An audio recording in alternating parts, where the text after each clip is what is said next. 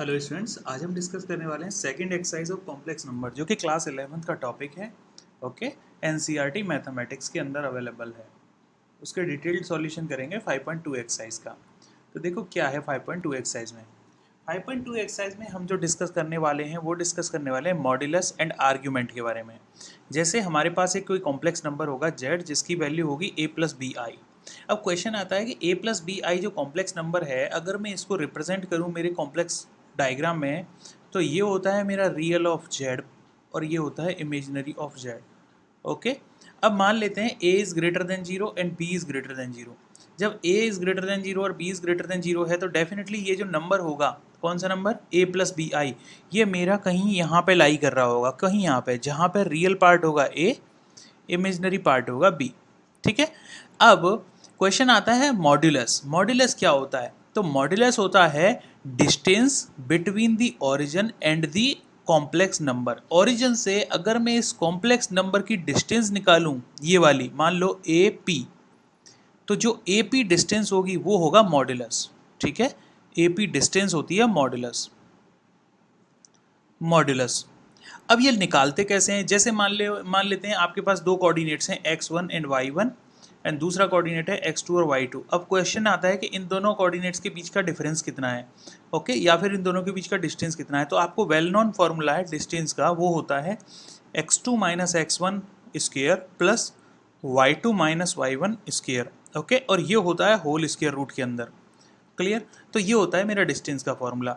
अब अगर यही थ्योरम मैं यहाँ पे लगाऊं, मेरा पी पॉइंट जो है उसके कोऑर्डिनेट्स हैं a कॉमा बी और ए कोऑर्डिनेट जो कि ओरिजिन है वो है 0,0। तो ये डिस्टेंस जो ए पी आएगी वो कितनी आएगी? ए पी आएगा square root of A square plus B square. Okay, तो ये डिस्टेंस कहलाती है आपका मॉड्यूलस। ठीक है, तो किसी भी कॉम्प्लेक्स नंबर का मॉड्यूलस कैसे निकालते हैं? किसी भी कॉम्प्लेक्स नंबर का मॉड्यूलस होता है square root of real part का स्क्वायर प्लस इमेजिनरी पार्ट का स्क्वायर। ठीक है, तो रियल पार्ट क्या है यहाँ पे? A square plus B square, ये होता है मेरा मॉड्यूलस। अब क्वेश्चन आता है आर्ग्यूमेंट। आर्ग्यूमेंट का मीनिंग होता है angle formed by the line joining the position vector और position with respect to the origin with the real axis. Means real axis से जो लाइन एपी आपका एंगल बनाती है उसे बोलते हैं हम आर्ग्यूमेंट। सो आर्ग्यूमेंट आपका क्या हो जाएगा? आर्ग्यूमेंट हो जाएगा थीटा। क्या है? थीटा। अगर आपसे पूछा जाए इस पर्टिकुलर ट्राइंगल में, अगर इस ट्राइंगल को मैं नाम दूं ए पी और समथिंग बी, तो ए पी बी एक ट्राइंगल है जिसमें बी पी जो है वो है आपका परपेंडिकुलर। ओके, और इसकी वैल्यू कितनी है? इसकी वैल्यू है बी। और जो आपका ए बी है वो क्या है आपका? बेस, और इसकी वैल्यू कितनी है? ए। ठीक है, अगर आपको इस ट्राइंगल में टेन थीटा निकालना हो तो आप बोलेंगे tan theta is equal to B divided by A. और यहीं अगर आपको थीटा निकालना हो तो आप बोलोगे tan inverse of B divided by A. इसी को बोलते हैं हम आर्ग्यूमेंट। तो आर्ग्यूमेंट क्या हो जाता है? Argument of Z is equal to tan inverse of complex part या फिर imaginary part divided by real part. तो किसी भी कॉम्प्लेक्स नंबर का इमेजिनरी डिवाइडेड बाई रियल आप करते हैं और टेन इनवर्स लेते हैं तो आपको मिलता है आर्ग्यूमेंट। तो इन जनरल मैं यहाँ पे लिख सकता हूँ, अगर कोई कॉम्प्लेक्स नंबर है z जो कि है a प्लस बी आई, तो इसका जो मॉड्यूलस होगा, मॉड्यूलस, वो क्या मिलेगा? मॉड ऑफ z, इसको बोलते हैं। और ये होता है square root of A square plus B square, means real part का स्क्वायर प्लस इमेजिनरी पार्ट का स्क्वायर। और आर्ग्यूमेंट क्या होगा? आर्ग्यूमेंट होगा angle formed by the line with respect to the real axis, और वो क्या होता है? थीटा। और ये होता है ten inverse of imaginary part of z divided by real part of z।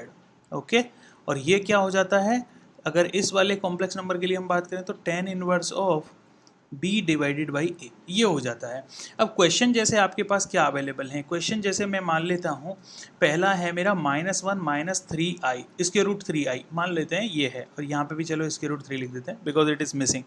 तो जेड पॉइंट कैसा है आपका? -1 माइनस आई स्क्वायर रूट 3। अब इसका अगर आपको मॉड निकालना हो तो क्या हो जाएगा? Square root of -1 square plus minus square root 3 square, क्योंकि रियल पार्ट और इमेजिनरी पार्ट आपके यही होंगे। और जब आप इसको सॉल्व करोगे आपको मिलेगा 1 + 3 that will become 4 square root, और जिसकी वैल्यू आ जाएगी 2। अब हम हमेशा इसको पॉजिटिव लेंगे, क्यों? क्योंकि ये है डिस्टेंस। ठीक है, तो दिस इज 2।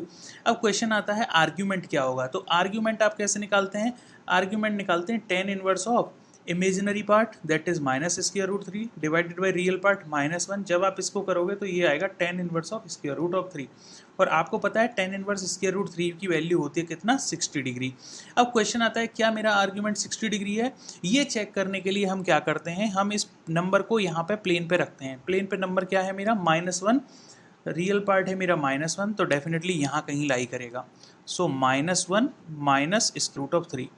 अब देखो आइडियली ये नंबर मुझे ऐसा दिखता है कि अगर मैं ये लाइन मिलाता हूँ तो ये पूरा एंगल मेरा आर्ग्यूमेंट होना चाहिए थीटा, जबकि हम क्या बोल रहे हैं 60 डिग्री, मीन्स डेफिनेटली ये 60 डिग्री हमारा ये है θ1, हमें कौन सा चाहिए, थीटा। सो थीटा की वैल्यू क्या हो जाएगी, 180 माइनस 60, ठीक है, दैट विल बिकम 120 डिग्री। तो ये 120 डिग्री एक्चुअल आर्ग्यूमेंट है। तो आप क्या करेंगे, किसी भी कॉम्प्लेक्स नंबर को पहले प्लेन पे रिप्रेजेंट करेंगे, जो हमारा आर्गन प्लेन होता है, उस प्लेन पे रिप्रेजेंट करने के बाद देखेंगे कि ये एक्चुअली नंबर आया कैसे। तो थीटा अगर नंबर यहाँ पे आ रहा है और थीटा आ रहा है 60 डिग्री, तो डेफिनेटली ये 60 डिग्री इसके बारे में बात कर रहा है। बट हमें कौन सा आर्ग्यूमेंट चाहिए, आर्ग्यूमेंट हमारा होता है ये एंगल, जो कि पॉजिटिव एक्स एक्सिस से हमारा, या पॉजिटिव रियल एक्सिस से मेरा जो बेंडिंग होती है या फिर एंगल फॉर्म होता है, वो होता है मेरा आर्ग्यूमेंट। तो इसका आर्ग्यूमेंट कितना हो जाएगा, 120 डिग्री। अब जैसे नेक्स्ट क्वेश्चन मेरे पास दिया हुआ है कि Z is equal to minus times of √3 plus I. जब इसका मॉड्यूलस आप निकालेंगे, अगेन मॉड्यूलस आपका √3² प्लस 1², तो जब आप इसको सॉल्व करेंगे तो 2 ही आएगा, ठीक है।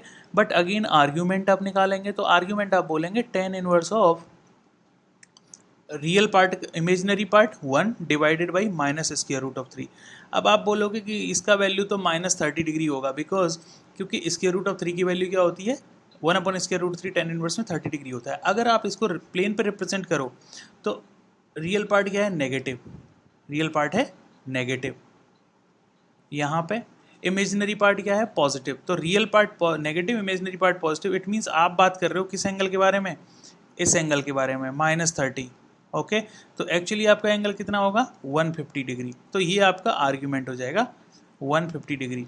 ओके, अब जैसे अभी हमने एक क्वेश्चन 1 किया था, एक्चुअली हमने ये ट्रीट किया था इसको एज ए +1, ठीक है। अगर ये नेगेटिव है तो आइडियली कोऑर्डिनेट्स यहाँ पे लाई करेगा, यहाँ पे, और ये वैल्यू आ रही थी 60 डिग्री, तो आर्ग्यूमेंट हो जाएगा 180 + 60, तो 240 डिग्री। ओके, याद रखना, दोनों नेगेटिव होगा तो यहाँ पे लाई करेगा, तो 240 डिग्री, ठीक है। ये होता है आपका 2। सो फर्स्ट का आंसर हो जाएगा 240 डिग्री और सेकंड का आंसर हो जाएगा 150 डिग्री। तो इस तरीके से आप किसी भी नंबर को कोऑर्डिनेट्स के अंदर रख के देख सकते हो। अब जैसे मान लो 1 + i है, 1 + i का आपको कॉम्प्लेक्स नंबर है, इसका आप जैसे मॉड्यूलस निकालते हो तो मॉड जेड बोलते हो उसको, और थीटा निकालते हो, आर्ग्यूमेंट निकालते हो। अब क्वेश्चन आता है कई बार पोलर फॉर्म में रिप्रेजेंट करना, तो कोई भी कॉम्प्लेक्स नंबर जेड है जिसको हम a + bi रख सकते हैं, तो इसका पोलर फॉर्म जो होता है, पोलर फॉर्म होता है, हमेशा याद रखना, मॉड जेड e⁻j थीटा, ये होता है पोलर फॉर्म। मॉड जेड का मतलब मॉड्यूलस, थीटा का मतलब आर्ग्यूमेंट। जैसे 1 + i है, 1 + i को जब आप सॉल्व करते हो तो थीटा की वैल्यू मिलेगी आपको tan इनवर्स ऑफ 1, और ये हो जाएगा 45 डिग्री, ठीक है। या फिर मैं इसको π/4 भी लिख सकता हूँ, और जब आप इसका मॉड जेड निकालोगे तो आएगा √2। तो इसका पोलर फॉर्म होता है √2 e⁻j π/4, ऐसे, ये होती है पोलर फॉर्म, ठीक है। तो पोलर फॉर्म का रिप्रेजेंटेशन कैसे हो गया, मॉड e⁻j थीटा, ठीक है। तो ये होता है पोलर फॉर्म का रिप्रेजेंटेशन। जैसे आपको दिया हुआ है 1 + i, आप कर सकते हो। मान लेते हैं -1 - i है। एक्चुअली क्या है कि ये प्रिंटिंग में ये साइंस जो है वो मिसिंग है, इसीलिए हमें ये प्रॉब्लम आ रही है। जैसे जेड दिया हुआ है हमारे लिए -1 - i, ठीक है, तो मॉड जेड क्या हो जाएगा, डेफिनेटली √2।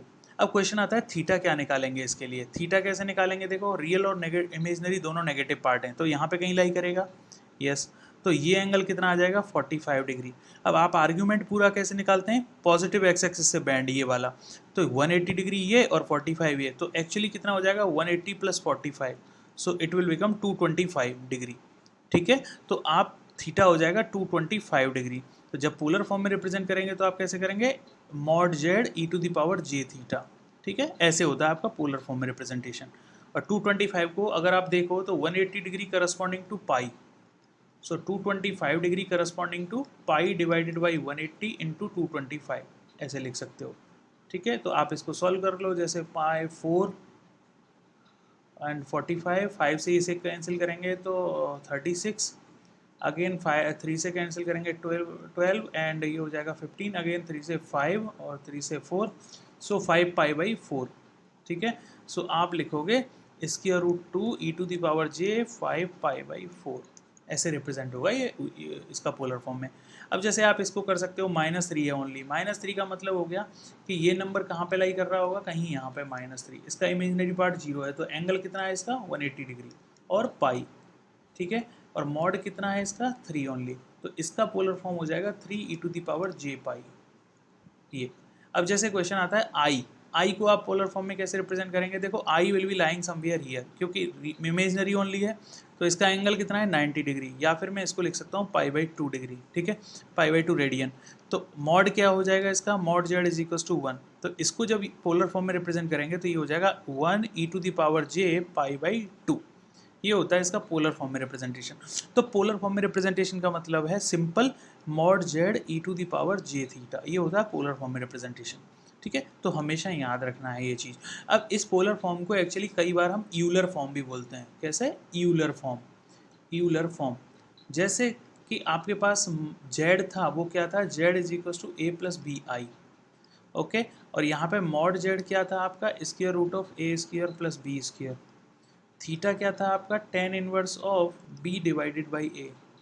तो यूलर फॉर्म कहती है कि आप z को mod z e to the power j theta भी रिप्रेजेंट कर सकते हो, ठीक है, और इसको जब आप ब्रेक करते हो तो ये होता है mod z cos theta plus j sine theta, ये होता है यूलर फॉर्म कि e to the power j theta को आप ऐसे रख सकते हो cos theta plus j sine theta. अगर आप देखो तो mod z cos theta plus J sine theta है, मान लीजिए आपको पता है tan थीटा की वैल्यू क्या आई थी, b डिवाइडेड बाई a। अगर इसे आप एक ट्राइंगल में पुट करो तो अगर ये थीटा है तो अपोजिट साइड b हो जाएगा, ये a हो जाएगा, और पाइथागोरियन थ्योरम से ये वैल्यू हो जाएगी square root of a square plus B square, और मॉड जेड की वैल्यू क्या थी, square root of a square plus B square, correct. और अगर आप cos थीटा देखो तो cos थीटा क्या होता है, cos थीटा होता है बेस डिवाइडेड बाई हाइपोटेनियस, तो a divided by square root of a square plus B square plus j। Sine theta क्या होता है, perpendicular divided by hypotenuse, yes.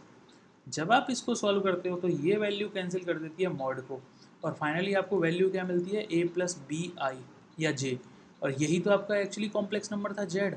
तो इट मीन्स किसी भी z को, कॉम्प्लेक्स नंबर को आप mod Z E to the power J theta रख सकते हो, या फिर mod Z cos theta plus J sine theta लिख सकते हो। देखो जे लिखना या आई लिखना एक ही बात है, कई बुक्स में आई रिप्रेजेंटेशन होता है, कई बुक्स में जे रिप्रेजेंटेशन होता है कॉम्प्लेक्स पार्ट के लिए, ठीक है। I hope this video would be useful for all of you, thank you.